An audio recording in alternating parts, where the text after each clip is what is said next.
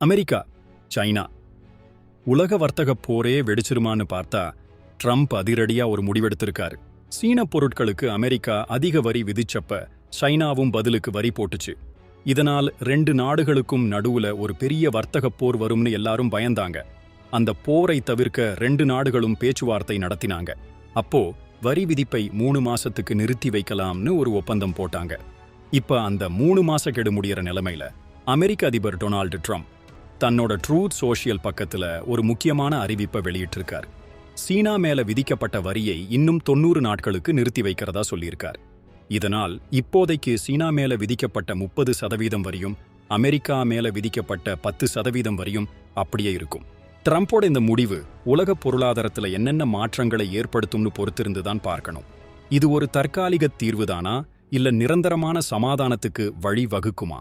உங்க கருத்து என்ன? கமெண்ட்ல சொல்லுங்க.